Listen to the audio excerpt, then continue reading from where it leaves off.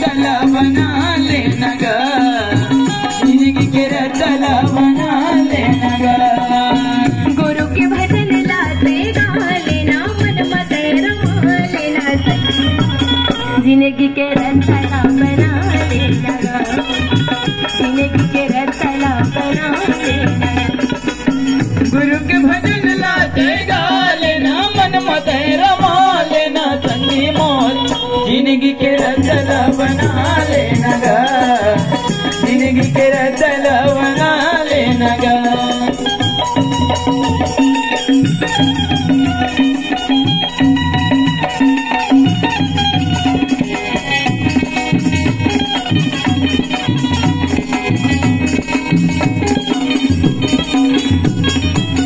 तो न माये मौका मिले ना दोबारा, फिर तो न माये मौका मिले ना दोबारा, सिर तो न माये मौका मिले ना दोबारा, सिर तो न माये मौका मिले ना दोबारा। कौन जनी डोंगा कब लगी किनारा, कौन जनी डोंगा कब लगही किनारा, कौन जनी डोंगा कब लगी किनारा, कौन जनी डोंगा कब लगही किनारा। नारियल फूल पान चढ़ा लेना, मन मत रमा लेना, जिंदगी के रतला बना लेना गा, जिंदगी के रतला बना लेना।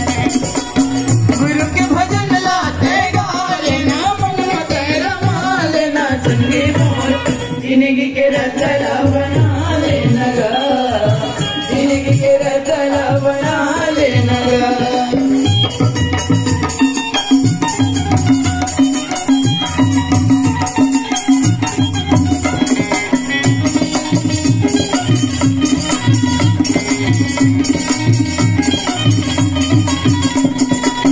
गुरु के भजन लाते गा लेना, मन मत रमा लेना, संगी मोर जिंदगी के रतला बना लेना गा, जिंदगी के रतला बना लेना गा, जिंदगी के रतला बना लेना गा।